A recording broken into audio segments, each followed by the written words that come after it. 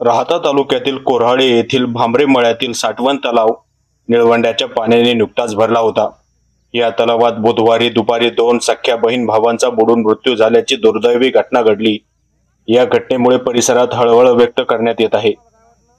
कोऱ्हाळे शिवारात राहत असलेले प्रशांत दोशी यांची मुले साहिल प्रशांत दोशी वय 12 वर्ष आणि दिव्या प्रशांत दोशी वय 15 वर्ष ही निळवंड्याच्या पाण्याने भरलेल्या साठवण तलावात पाणी पाहण्यासाठी गेले असता साहिलचा पाय घसरून तो पाण्यात पडला।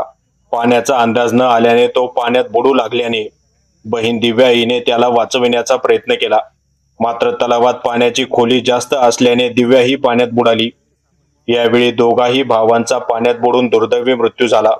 ही घटना स्थानिक युवकांच्या लक्षात आल्यानंतर त्यांनी घटनेची माहिती मुलांचे वडील प्रशांत दोशी यांना दिली। तोपर्यंत स्थानिक युवकांनी पाण्यात उड्या मारून साहिल व दिव्या यांचा शोध सुरू केला। स्थानिक युवकांनी या दोन्ही मुलांना पाण्यातून बाहेर काढले व त्यांना तात्काळ राहाता ग्रामीण रुग्णालयात उपचारासाठी दाखल केले, मात्र डॉक्टरांनी त्यांना मृत घोषित केले।